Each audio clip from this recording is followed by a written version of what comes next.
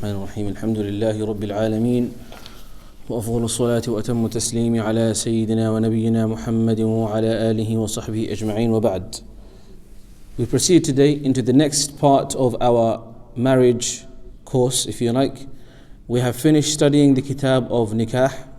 Finished meaning we've covered. Of course we haven't finished every single aspect of it. But inshallah now we move on to the next bab and the next kitab. And the next bab and the next kitab is the kitab of Talaq, the chapter of Talaq. There are a few points inshallah we will say as an introduction initially before we go into the chapter. And then inshallah we'll talk about some of the initial sort of principles or the beginning issues that you're going to cover at the beginning of any chapter, which is the ta'reef of it, the definition of it, lughatan wa silahan, linguistically and technically according to the fuqaha, and then also what is the evidence of its permissibility, and so on and so forth. First of all, Allah Azza wa Jal, when He permits something, we have a principle that if Allah Azza wa Jal permits something and if it's made it halal, then there is in it good for us.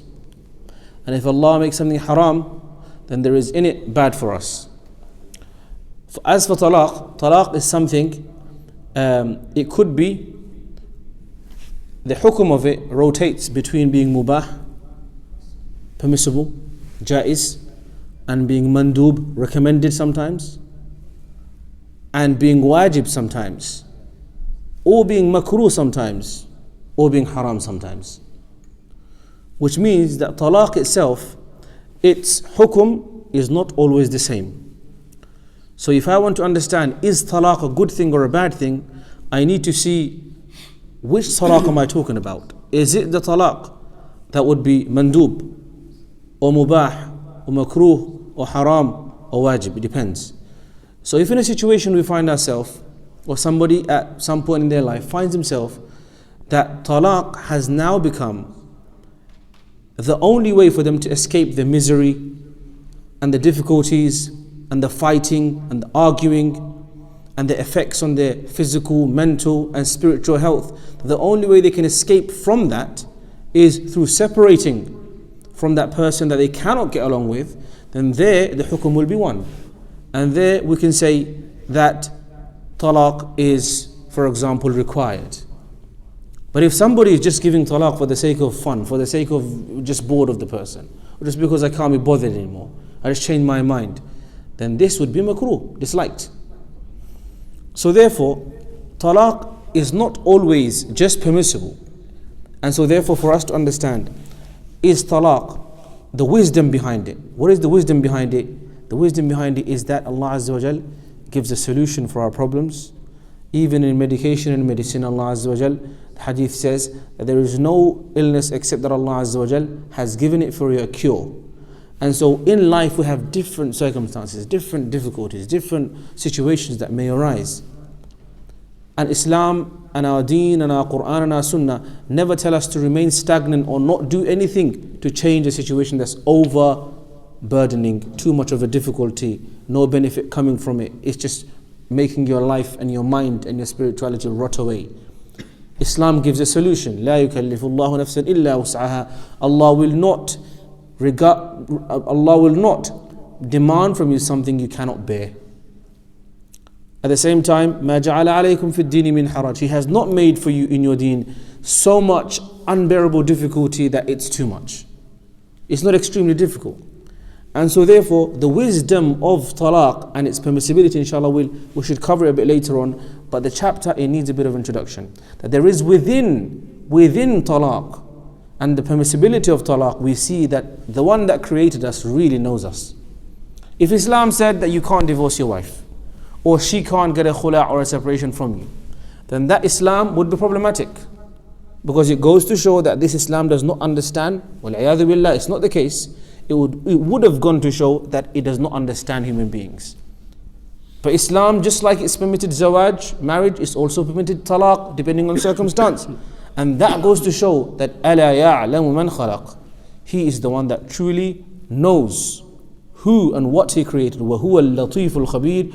He is the one that has deep insight, the all-knowing. And so the fact that talaq is a thing, that separation is possible, it is possible to discontinue and stop a marriage, a marital contract, it goes to show that Allah Azza wa Jalla is all wise. It's a sign of Allah's knowledge and His khibra and His ilm. Point number one.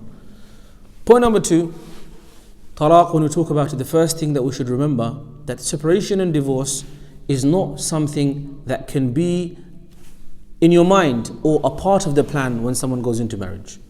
If someone's thinking, yeah, I'm going to go and get married to this person for a year or 2 years or 6 months, then this kind of marriage is not allowed in the first place. And if there's no marriage, then there's no talaq. If someone has the intention, the niyyah, that I'm getting married for 3 months, 4 months, 10 months, mut'ah, if you like, whatever you call it, this is not jaiz, this is haram. Number two. These are some of the sort of points that I just wanted to cover. It's not in the kitab, but I just wanted to clarify before we go into the chapter from the beginning. Number three, talaq is always the last resort. Talaq is always the last resort. It's never the first resort. It's not what you decide to do just because you feel like it. It's not what you decide to do because you're in a moody mood, because you're just angry, because you're having problems with something else. You just want to vent it by giving your wife talaq. Nor is it the other way around. Talaq or khula is not just for venting your rage. It's not for vengeance. It's not for getting back at your spouse because of children or because of something, an expected gift or an unexpected word, whatever. Talaq is a last resort, which we resort to only when there is an actual need, because there is indeed hadith which we'll come to, which is that the most disliked thing which is halal is talaq. Out of all of the halal things, the most disliked of them is talaq itself.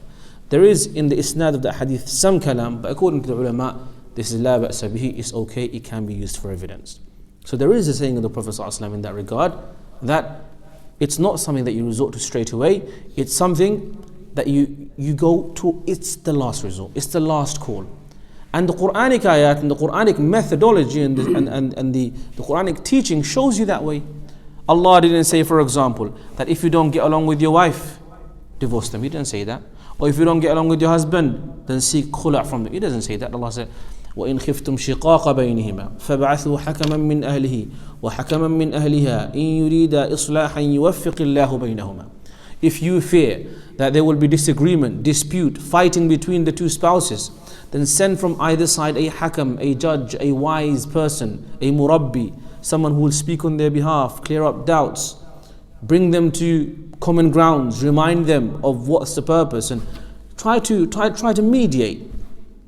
Allah says, in yurida islah, if they really want to try and find a solution, a common ground, a suluh, an agreement, then Allah will give them the tawfiq for that. If Islam and if the Quran did not want talaq to be a last resort, then He would not have given other resorts before that. It's given other solutions before that. And so therefore it goes to show that it's not something that anybody at all should jump to in any circumstance. It comes after a long journey of trying to solve. And then even he says, وَاللَّاتِي تَخَافُونَ نُشُوزَهُنَّ فَعِظُوهُنَّ وَهْجُرُوهُنَّ فِي الْمَضَاجِعِ وَضْرِبُوهُنَّ. That Allah Azza wa Jalla has given steps to deal with misconduct, where the husband is not doing his part, where the wife is not doing her part. How do you deal with that? Allah is saying, فَعِظُوهُنَّ. Advise them, admonish them. If needs be, temporarily go away somewhere, get some fresh air if you like. Don't sleep next to them for each other for a while, just to create that space. And there are other steps also mentioned which are covered in more detail. Inshallah, we'll come into that inshallah later on in the marriage course. فَإِنْ أَطَعْنَكُمْ فَلَا تَبْغُوا عَلَيْهِنَّ سَبِيلًا. And if you can come to a resolution, a solution, then فَلَا تَبْغُوا عَلَيْهِنَّ سَبِيلًا. Don't try to, out of vengeance, out of anger, try to say, oh, I'll teach you a lesson, come on then, let me take you to the Sharia court. Oh, I'll teach you a lesson, come on then, I'll divorce you. This is not what Islam is teaching us, because understand, the reason why it's the most disliked halal, there are reasons for that. Because talaq does not just affect you and I, or you and the person, or you and your spouse. Well, you and I didn't really go there. You and the person. Talaq affects everybody. You and I, everybody affects everybody. It affects you, the husband, the wife, the children, the parents, the community, the neighborhood, all of the relationships around them, everyone's affected. The whole community takes a hit because of one talaq. And so yes, it is permissible, but it should be something that we tread into and we step towards only when required, and very, very, very carefully after clear calculations and this proper calculated decision making, not just out of emotion. That is the reason. In fact, number 3, it should be that is the reason why Allah Azza wa Jal has made the talaq, the responsibility of it, Allah has given it in the hand of the one that's supposed to be less emotional, the one that's supposed to be mentally more calm, more stable. Talaq, the ability to quickly give talaq, has been given in the hand of the one who does not behave in an ajala way, doesn't just quickly say anything, calculates, is emotionally stable, does not have the monthly periods. Who is that? The man. As for the spouse, the female spouse, as for the wife, if she wants to seek an end to the relationship, she can also do so. But Islam intentionally, Allah has purposefully made the steps a bit longer so that she can clearly think about it and not make regrets afterwards.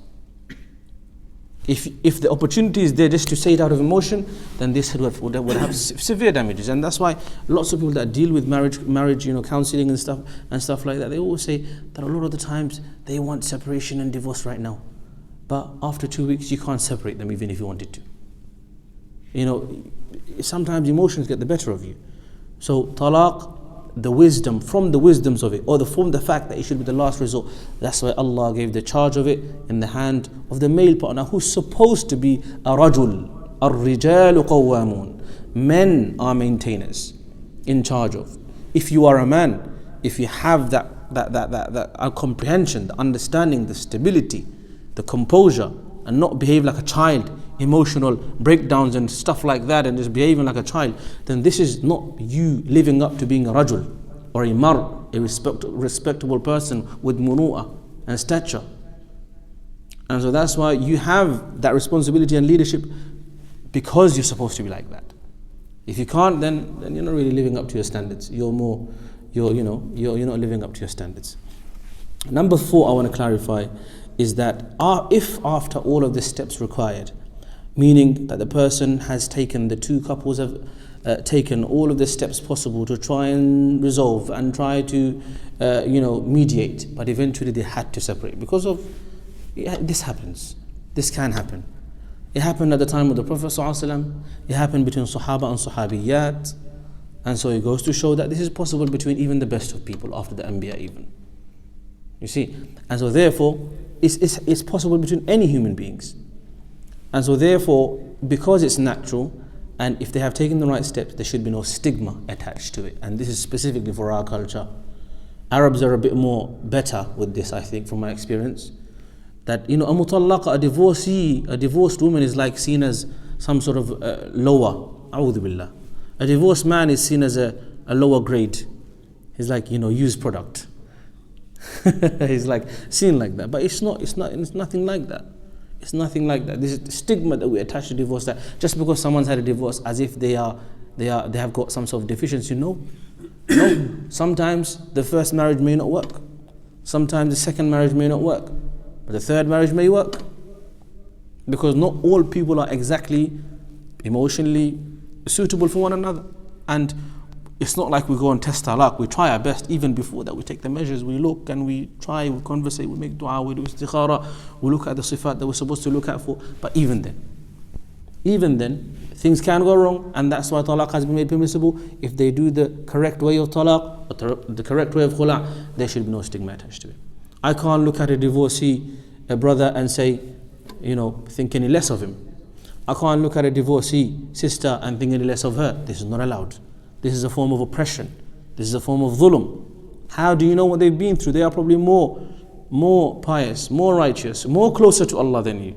And who am I, you and I, to think they're lesser than me? What's this? This is nonsense. Like I said, even Sahaba and Sahabiyat had divorces. So if they've taken the right steps, then they should not be targeted or bullied for that at all.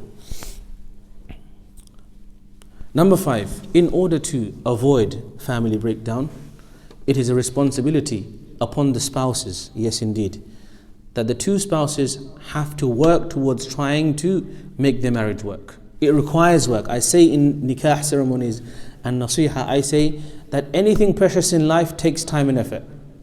You buy a car, it takes time and effort to research, to work on it. You're going to see yourself going there, going to MOT, doing the servicing, doing the road tax, and you do it very happily. So similarly, marriage is also very precious. Allah has given you your partner, your partner to be in this dunya and the akhirah. You should be happy and willing to make any sacrifice and effort required to make it work, as long as it's within the guidelines of Sharia. So it takes effort from the spouses, but it also takes effort from the entire community. Allah has given the responsibility of getting people married to the entire community. Allah didn't say,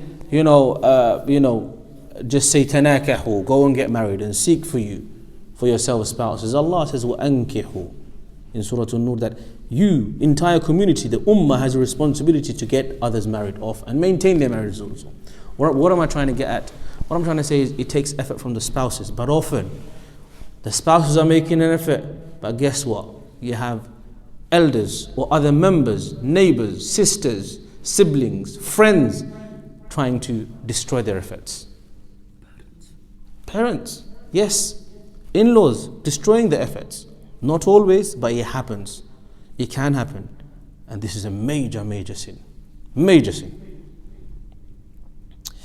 If Allah Azza wa Jal has cursed sihr, which is one of the key ways of separation between husband and wife. Imagine someone who didn't use sihr, yes, but is trying to destroy. Is trying to destroy marriage. Imagine if namima, which is a major sin to create fasad between two people, normal people, friends, community members. If it's a major sin, imagine creating namima and fasad between a husband and a wife. Breaking down a family. Breaking and destroying a contract that Allah says, وَأَخَذْنَا مِنْكُمْ مِيثَاقًا غَلِيظًا. They have taken from you a very serious oath. وَأَحْلَلْتُمْ فُرُوجَهُنَّ بِكَلِمَةِ اللَّهِ. You have made them halal for you with the words of Allah. A contract that's been signed by the words of Allah, connected by the words of Allah. And you, whoever you may be, or whoever that person may be, is trying to destroy that contract. A'udhu billah. Can you imagine the level of sin it could be? It's big, big, major sin. Big, big, big sin. So therefore, it is the responsibility of the entire community, starting from the parents. Sometimes, parents of the two spouses, they should facilitate whatever needs to be done to make their marriage work. Help them out. Don't bog them down with this and that expectation and this expectation. Yes, these are expectations we expect at normal times, but if they are going through a hard time, then support them. Some will say, what's the point of that? Let it go in it. Talaq. What's going on? It's like they're going to live your life for you. It's like they're going to look after your children for you. This is jahala. It's ignorance. How can you do this? Parents need to support. Sometimes even children need to support. What do I mean by that? Sometimes children, your parents, especially if you're young, maybe you're teenagers, your parents may have been divorced. Your mom may have been divorced. Your father may have been divorced. And he wants to get married again. Support him. Don't get so selfish and so emotional and say, oh no, how can you backstab my mum? This is not, who said that? Who said it's backstabbing? It's not backstabbing. Islam has allowed it. If it was backstabbing, Islam wouldn't allow it. The Prophet ﷺ has allowed it. This is their right. If they want to get married again afterwards, support them. No problem. It didn't work out the first time, support them. So the children may need to support as well the marriage sometimes. And then you have got brothers and sisters. Sometimes the sister-in-law, will start creating problems and gossiping. Oh, Bobby said this and Bobby said that. Oh yeah, she doesn't really like mom, she doesn't really like dad, she disrespects us, she doesn't like us, all of that. And you do it for banter sometimes and bang, said it bang, it's finished. It becomes a major war. Sometimes, joke becomes a war. Gossiping is, that's why gossiping too much necessarily is not good. It's not good. And if it's ghiba, of course it's haram. You see, so sisters, brothers need to support marriage. Brothers should also say, brothers shouldn't say, why are you always spending time with your wife? Relax, man up a bit, man up in it. Why are you spending so much time? Relax, man. Let the guy's been waiting for 25 years. Let him spend some time. What's your problem? So even brothers need to help. And this is the most important, the friends. Oh, you friends, you evil friends. You friends need to fix up. You need to help the married couple. Because friends put a lot of pressure on you. It's true. I try not, we live brought up in this culture, right? So friends put a lot of pressure. Oh yeah, so you got married, Jay, we didn't even see you anymore, bro. What's going on? Like you become some sort of, she's got you on smash. You're locked down. Yo, you're finished, cuz. This kind of talking. It might be a joke, it might be banter, but trust me, it has an effect. It can have an effect. You don't know how it's going to impact the person. You might be ha ha ha, but inside they're thinking, yo, I don't want to get mocked at. I don't want to be mocked like that. So like maybe I should. No support. The guy got married. He's completing half of his deed. He's with his spouse. He's with his other half. Encourage it. He says, oh, I need to go home. It's 10 o'clock. Someone says, oh, okay. And those kind of snide remarks. You know what I'm talking about when you were right? It's fine. Jokes are fine. Banter is common. But then, be careful. Know the limits. Know your person. Know your friend. And see when it might affect them. Then you should step back a bit and support them. Same with the female friends as well for the sisters. Yeah, also. If she wants to be extra nice towards her husband and, whatever, like she wants to express her passion and her love for him or whatever and spend more time, support it. Support it. For example, this is a common thing as well. For example, the sister, maybe the husband, would like for her to become more practicing. Khalas, more practicing. Maybe before she was wearing hijab, now maybe she doesn't mind wearing the niqab because her husband likes it and she's also okay with that. Oh, I don't change for nobody. I'm not going to change for no man, innit? Well, what have you on? Like, what's the point? If you're changing towards good, what's the harm in that? Khalas, if you're changing towards good, what's the harm in that? That's the whole point. You're supposed to. The hadith says that you have completed the half of your deen, so fear Allah in the remaining half. The point being is everybody, the entire society needs to support marriages and maintaining a healthy marriage household. Unfortunately, the reason why that's important to state is because unfortunately we're living the opposite. Everybody is not supporting marriages. The culture doesn't support marriage. Marriage is seen as backdated. Marriage is seen as boring. Marriage is seen as unburdensome commitment. Marriage is seen as what's the point of it? People just get married, especially non-Muslims, and it's a huge influence on Muslim cultures as well. Marriage is seen as a token of appreciation. It's just like, yeah, you love me, so yeah, let's get married. Otherwise, everything else, there's no need for halal haram. Who cares about that? So society, the culture itself does not support marriage. And then on top of that, if the Muslim society don't support the marriage, if the parents don't support a healthy marriage, help them, encourage them, make it easy for them to live happily, the brothers and the friends and the sisters and everyone that we've mentioned before, right? Then what do you expect? Then we have a pandemic. We have an epidemic of marriage breakdown. Wallahi, those who are living in this society, you will know, divorces are so common. And divorces over stupid things. Divorces because they're just bored. Divorces because they have too many high expectations. Divorces because this and that, all of the silliest reasons. And don't for a moment forget that Shaytan is against you. Inna Shaytana, what's the ayah that says? فَاتَّخِذُوهُ عَدُوًّا لَا تَتَّبِعُوا خُطُوَاتِ الشَّيْطَانِ إِنَّهُ لَكُمْ عَدُوٌّ مُبِينٌ. Don't follow the steps and the plans of Shaytan because he is a clear enemy for you. He's a clear enemy for you. And his biggest success is to break a marriage. We know the story, right? That Iblis gathers all of his armies every day. And he takes a report. Who did you do what? Who? And this is authentic. This is true. Iblis gathers all of his followers every day. And he made himself a throne somewhere in the oceans. That's also in the hadith. That's his biggest form of arrogance. He tried to copy and try to be like God and make it his own throne. And so every day he takes reports. What do you do? I made someone rob someone. I made someone kill someone. I caused a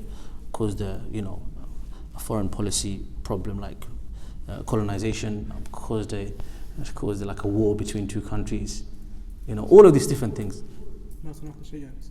Yeah. So what have you done? What have you done? And then everyone's saying this. Oh, good, well done. And then one frail, weak Shaytan comes and says, I haven't done much. I'm just separated a husband and a wife. And he says, you come and sit next to me. You're the one. You're the one that done the biggest task. You have done the biggest fasad. You have done the biggest task of damaging humanity, of damaging society. Because you can, by breaking a marriage, you have broken the contract that was signed by Allah's words. You have destroyed a family. You have destroyed a generation. Not destroyed, but you've caused a problem in it. You've made it harder for them. And that's what Shaytan wants you to do. He's an enemy for you. And so this epidemic of marriage breakdown is fueled by Shaytan. Fueled by so many aspects of Shaytan's wasawis. On the one hand, making someone else look more attractive to you than your husband or your wife. On the other hand, saying, higher expectations than you're supposed to be able to be, beyond your means. On the other hand, taking seriously a joke that someone made about you. Say, you're too committed to your husband, and making that seem like a big deal to you in your mind, and you think, okay, maybe, and then causing a problem from there. Do you see, Shaytan's always there. He is within your blood, running around with your veins, trying to make your life harder. So it's fueled by, fired by, powered by Shaytan. All of this breakdown of marriage and family breakdown.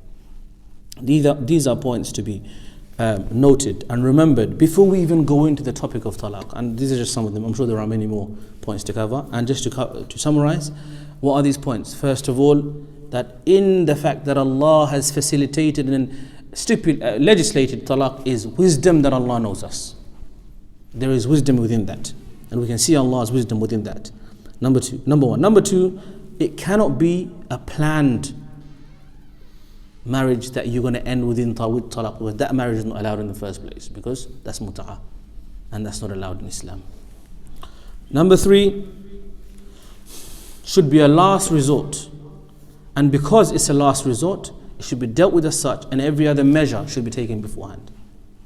And the fact that it's a last resort is also shown by in whose hands Allah has given that responsibility. Primarily, of course, there is also from both sides, but it's supposed to be dealt with or taken a lead on by the more responsible, more calm, more composed person. Number four, there should be no stigma attached to the spouses who have had to have a divorce because of any unfortunate circumstances. Nor for them, for the spouses, or for their parents, or for their families, or for their children. A lot of the times, even children of divorcee parents are targeted. They're bullied.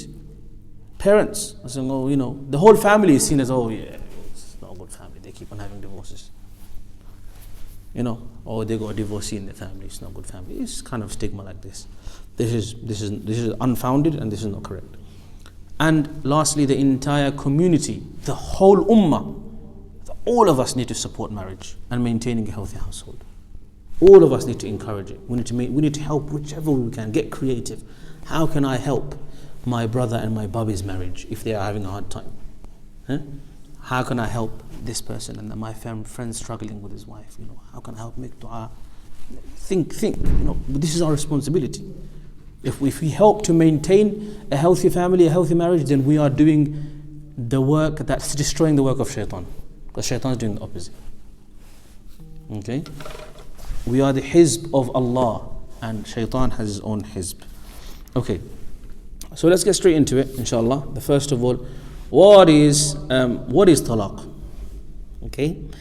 Well, it's called انتهاء رابطة الزواج وحصول الفرقة بين الزوجين إما يكون. Okay, so this is the تعريف, but just generally saying إما أن يكون بالطلاق أو بالفسخ. That as for the ending of the contracts and the connection of marriage and to establish a separation between the two spouses, then it can only be with talaq or fasakh. Talaq or fasakh. Fasakh is separation, talaq is also separation, but it's slightly different in terms of how it's done. Okay? وتكون الفرقة طلاقا إذا أوقعها الزوج أو من ينوب عنه. It will be called a talaq if it has been done by the male spouse, the husband, or whoever is carrying the message for him. Okay? وتكون الفرقة فسخا إذا كانت بسبب نقض العقد. Yes, so and it will be called a fasakh, a separation, if it is because of the fact that the contract had to be broken by a mufti or a sharia council or a qadi or something like that. Okay, this could be because of لِخَلَلٍ فِي إِنْشَائِهِ. Sometimes a marriage may have to be broken because there was a problem within the contract itself. أو وجود مانع, or because there may be something, like for example the contract itself, there's a problem within it, or that there is something, a barrier that's stopping this contract from carrying on. For example, they find out later on that they're actually siblings from the same wetness. That's what I mean. Obviously, if you're siblings, you know, right? If it's the same wetness, actually, do you know what? To be honest, in society today, you might not even know. The way, at the rate that people are separating from families, you don't even know. So there is a story in the time of the Prophet ﷺ we read last time, okay, which is the hadith of Uqba ibn al-Harith, which is that the Prophet ﷺ separated between a man and a wife because a woman came and said, I have breastfed both of you guys when you were children. So now it's going to become the contract's going to be broken. No one gave talaq. The man didn't give talaq. The woman didn't go and seek khula, but it was broken nonetheless because there's a barrier in that contract. The contract is never valid in the first place because of a mania. So talaq generally, if it's being conducted or given by the man, the husband, and fasq generally when it is because of any other reason, whether it be a court reason, whether it be because she wanted it, because she wanted a khula, all of that is covered in fasq. Both mean to separate. Talaq in lugha, in the language, means to give talaq. Talaq huwa bima'na tatliq. Talaq means separation, to be free. Yes, fisal. So it's to separate, is to discontinue, is to separate from a person. As for istilahan and what the fuqaha, how do the scholars and the jurists define it, then the ahnaf have said that huwa raf'u al-qayd al-thabit bin-nikah fi al-hal aw al-ma'il bi lafdh makhsus. That it is to uplift and to remove the contract of nikah, the contract which has been brought into place, which has been established by nikah, to break that immediately or in the future with a particular and specific word. So separation itself, I want to separate from you, is not talaq unless he intends it. So specific words. Talaq has to be from the words which are derived from talaq. I give you divorce, for example. That's talaq. But if he says, I want to separate from you, I don't want to live with you anymore, I don't want to carry on life with you anymore, then these are all based on interpretation. This is called kinaya, which we'll come to anyway. But the point being is that talaq has to be done with specific words. Talaq has to be done with specific words which have specific meanings. And then he gives another ta'rif, but I don't want to get into all of that because there's no need for that. So now, if the word that's been used for talaq is a direct and a clear meaning, you don't need to really interpret it. For example, I divorce you. For example, I give you talaq. For example, I don't want you as my wife anymore. Right? Or I give you talaq, I give you divorce. Those kind of more specific words. Then this is called sarih.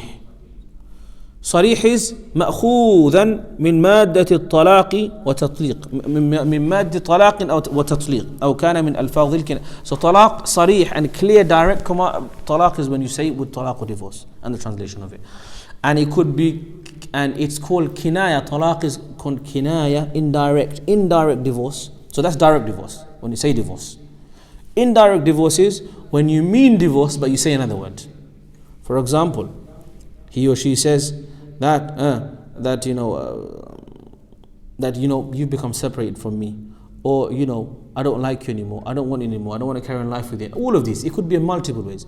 And then upon that situation, we need to ask this guy, what did you mean? Did you mean talaq, or you wanted to go out with your friends? What do you mean?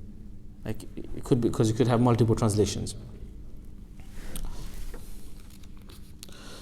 So we've understood now that talaq, what it means, lughatan wa istilahan, and we've also understood kind of what a direct talaq is and what an indirect talaq is. We've also understood the difference between talaq and fasq. Talaq is when the zawj, the husband, initiates it, and fasq is for any other reason.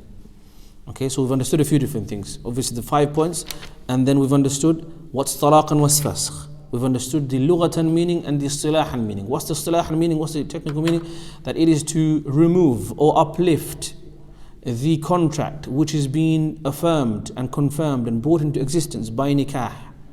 Whether that's done now, immediately, or in the future, the breaking of that contract with specific words is called talaq. Okay? And it could be a direct word, which are divorce and talaq and its derivatives or its translations. Or it could be an indirect talaq, whereby someone uses other words of separation in indicating separation, but it would require translation and interpretation from that person. They'd have to clarify what they meant by that. Next point. How do you know talaq is jaiz? Common question. How do we know talaq is jaiz? It's a common sense question. Well, we know talaq is jaiz because it's in the Quran. We know talaq is jaiz because it's in the Sunnah. When in fiqh we ask, how do we know something is jaiz? Then we have to provide evidence. We have to provide evidence. Where does evidence start from? Quran. What's the second source? Sunnah. What's the third source? Ijma'. What's the fourth source? Qiyas. And there are more as well. There are more. These are the four adillah, four dalils, types of dalils, which are all four schools of thought agree. All four schools of law agree. I have a question. Yes. Ijma' and qiyas means? So ijma' is the consensus of all of the scholars of the ummah at a particular time. Okay. Ijma' is that all of the scholars agree on a particular issue at a particular time. That's ijma'. And qiyas is that you base the ruling of a modern issue based on a previous issue. Yeah? For example, we want to understand, are intoxicants, like for example drugs, heroin, cocaine and stuff like that, are they haram? But there was no cocaine, heroin at the time of the Prophet ﷺ. So how do you know they're haram? Well, then we see that Allah made khamr and alcohol haram. Why is it haram? What's the illah? Because it's muskir. It makes you unaware, it takes your intellect away, it makes you intoxicated. So then now, that's a previous ruling. We know what the ruling is. We know why it's there as well. Do we find a similar substance in our time? Yes, we find alcohol as well as intoxicants. Does it have the same effect, same illah, which is that it makes you intoxicated? It does. So then the same rule is applied. So that's qiyas, taking a ruling of a previous mas'ala and applying it to a latter mas'ala because they are similar. The issues are similar. Very loose translation. So we know that talaq is jaiz. So what I was saying is that these four types of adillah, which is Quran, Sunnah, there is no one, none of the four schools of law will deny any of these four evidences, which are Quran, Sunnah, Ijma' and Qiyas. What are the four schools of law? The madhab and the school of law of Sayyidina al-Imam Abu Hanifa and Nu'man ibn Thabit al-Kufi, rahmatullahi alayhi. The madhab of Sayyidina al-Imam Malik al-Madani, rahmatullahi alayhi. The madhab of Sayyidina al-Imam al-Shafi'i, rahmatullahi alayhi, who was born in Gaza, but he was Arab in his origin, and he lived in Mecca and other other cities of the Arabian Peninsula as well afterwards. And the fourth Imam is Al-Imam Ahmad ibn Hanbal, rahmatullahi alayhi. The one who is known to have, or is being given the nickname, the man who memorized 1,000,000 hadiths. I got a question for you then, since you guys are all very alert today. There are not 1,000,000 ahadith in the Sunnah. So why is he called the memorizer of 1,000,000 ahadith? Okay. No, but it's ahadith. So they say that he's memorized 1,000,000 ahadith, or many, like hundreds of thousands. But in terms of ahadith, they're not that huge in number, because the Prophet ﷺ had limited time in his life, and there are limited sayings, and those who have been narrated to us. So what's the answer? How is it that sometimes some scholars have said they have memorized more hadith that actually exist? Yeah. So that's what it is. So back in the day, they used to call a hadith. Now we say hadith and sanad, isnad and matan. Sanad and matan separate. So back in the day, it was to be called both together. So if same hadith, but different people are narrating it, that's a different hadith. So you might have same hadith being repeated so many times, but they would consider each repetition Because it's a different sanad, a different chain, a different hadith. And there are of course so many different chains like that. Anyway, I'm not going into that now. So, how do we know that talaq is jaiz? Because it's in the Quran. Allah says, At-talaqu marratan. Allah revealed a surah called Surah At-talaq. And many other ayat. Also from the Sunnah that the Prophet ﷺ commanded the son of Umar radiallahu anhu, Ibn Umar, that Ibn Umar radiallahu anhu gave talaq to his wife when she was in hayd, when she was in her menstrual cycle. And so this was reported to the Prophet ﷺ, and he said, tell him to return her, bring her back and take her back in marriage, and to divorce her in the sunnah way. And the sunnah way will come to as well inshallah, which is not to give talaq in during the time of menstrual cycle. To give the sunnah method of giving talaq is a very specific way, and that includes that you can't give the talaq while the woman is in her monthly cycle, or in a time that she's pure, she's not in a monthly cycle, but there's been intercourse. We'll come to that inshallah later on. Okay. Also there's ijma' of the ulama that talaq is jaiz. Ibn Qudama rahmatullahi alayhi says that ajma' an-nas, people have agreed. Ajma' an-nas meaning the ulama of the nas. Ajma' an-nas ala jawaz al-talaq, that talaq is jaiz when and where required, and so on. And we've said the hikmah for it, the wisdom behind it, we've already spoken about it, haven't we? We've said like Allah Azza wa Jal understands us, and sometimes life may be so difficult, and so therefore we don't want to carry on, and it may lead to more and more fasad if we carry on in a marriage with a person like that. It may have an effect on their mental health, it may have an effect on their physical health, it may have an effect on their spiritual health. If someone is, for example, not praying and trying to also influence the other person not to pray, then this can have an effect on their spiritual health. If someone is, so many effects. If this is happening where it's having more harm, more damage than good, then la darara wa la dirar, and dar'ul mafasidi awla min jalbil masalih, as the qawaid fiqhiyah state clearly, that to stop harm is more important than try and establish more good outcomes. So we have to stop that harm, and the way to stop the harm would be to end the contract. And so there are many hikmah of talaq, and from them are those things that we've mentioned. Remember? When he says, أبغض الحلال عند الله الطلاق. Yes. So this is also to discourage. Yes. This is to discourage. So Allah says there is talaq, but yes, exactly. From the hikmah of that Hajj Khalil is reminding us also that Allah Azza wa Jalla has made it permitted, but He's made it the last resort, like we said. It's the most disliked halal. So in it there is wisdom. In it there is wisdom that you don't go to it, you don't jump to it. Now remember I said to you that the talaq, is it good or is it bad, depends on the hukm of it. We said that everything that's permitted in Islam, there's some sort of good. Or if anything whatever is fard is the best for you. So whatever Allah has made fard for you is the most best for you in dunya and akhirah. So salah is fard for you, is the best for you in dunya and akhirah. Is there any doubt? Shahada is fard. Okay? Is there any doubt that it's the most best thing for you in this dunya and akhirah? Sawm is best. Sawm is fard, is the best thing you can do for your dunya and akhirah. So whatever's fard is the best for you. Whatever's wajib is as close. Whatever's an emphasized sunnah is also as good for you in the dunya and the akhirah. Whatever's mandoob, which is sunnah ghayr mu'akkada or nafal and mustahab, these are all sort of similar, is also good for you. Whatever's mubah is open, it's neutral. If you have a right intention, it will be good for you. You'll have benefits for you in the akhirah. But even if you don't have an intention, it may have benefit for you in this dunya. And so depending on what hukum the talaq takes, it will be good for you in the dunya and the akhirah, or it may be bad for you in the dunya and akhirah. Sometimes talaq may be makruh, like we said, because it's just because you're careless, because you're lazy, because you're spoiled, because you want what you can't, you're trying to get what's not feasible. In that case, talaq can be what? It can be makruh. And so therefore, that talaq for you is not a good thing. Just like nikah, it can be sunnah, but it can also be fard for some people. The person who can afford to, not him, man. Shaykh Ridwan is finishing you up. It's fard for the person who's ready to get married, can afford to get married physically, financially, and will definitely fall into haram otherwise. That's not him. For that person, nikah can be fard. But for someone, nikah can be haram if they know that they're only getting married to literally harm someone, evil like that, satanic like that.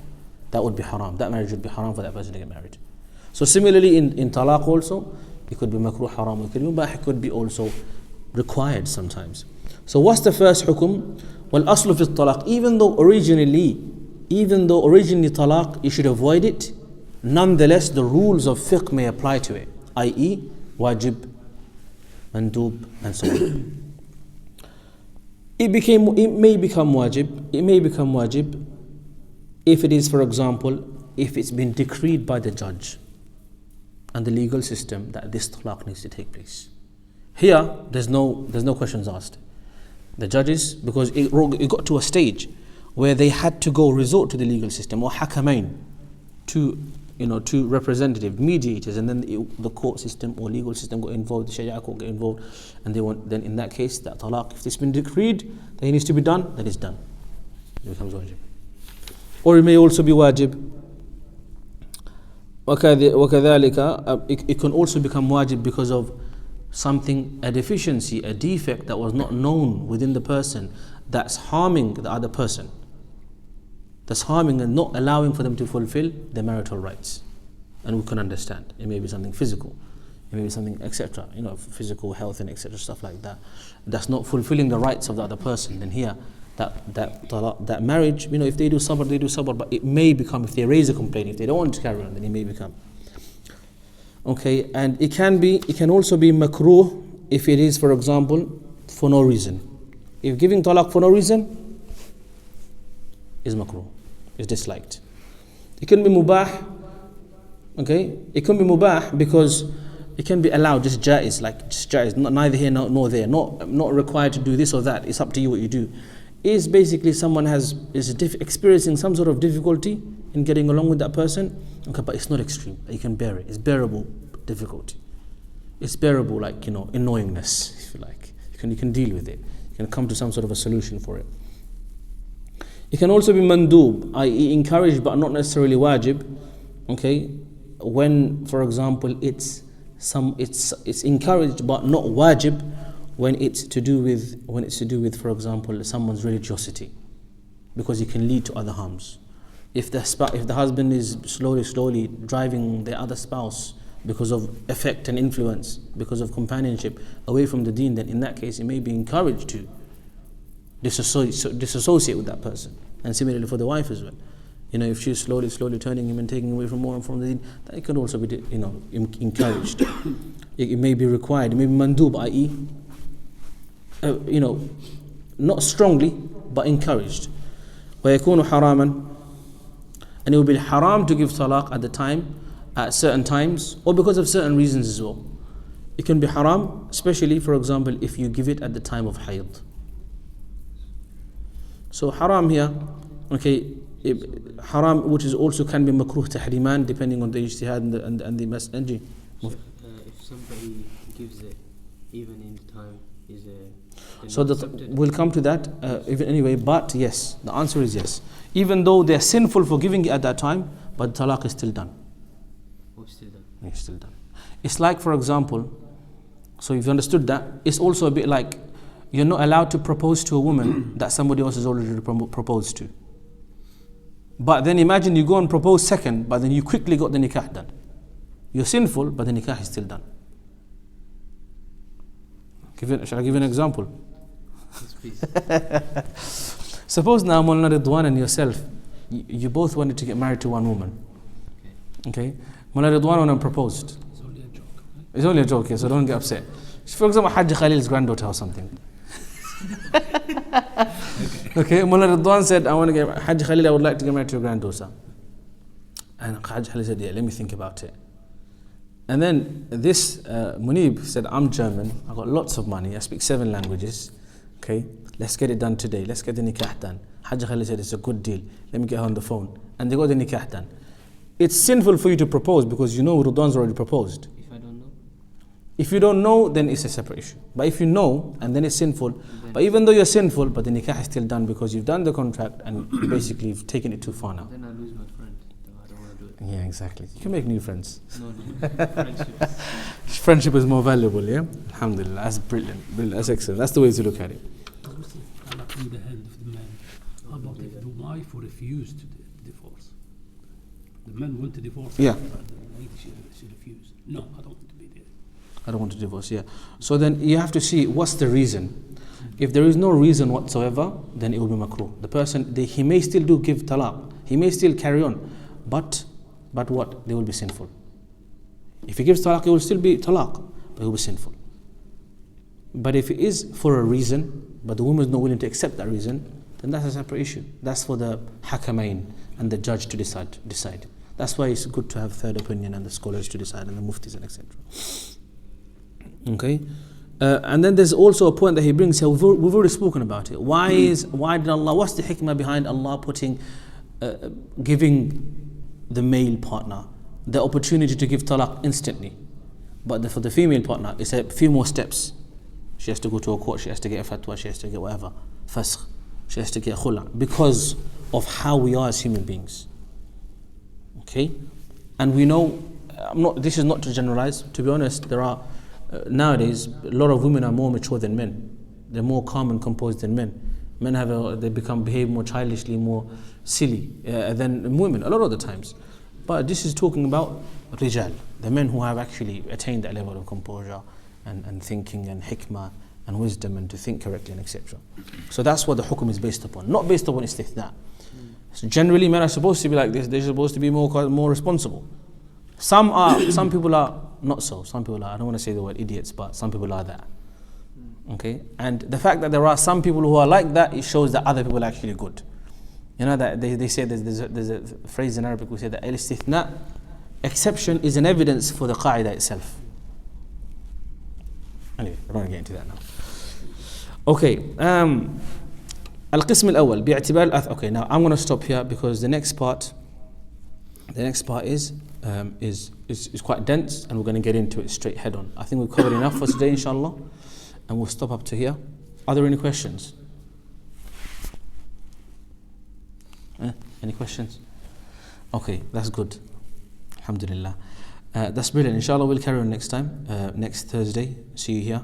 Inshallah. Jazakumullah khairan. Subhanakallahumma ashhadu an la ilaha illa anta astaghfiruka wa atubu ilaik. Assalamu alaikum wa rahmatullahi wa barakatuh.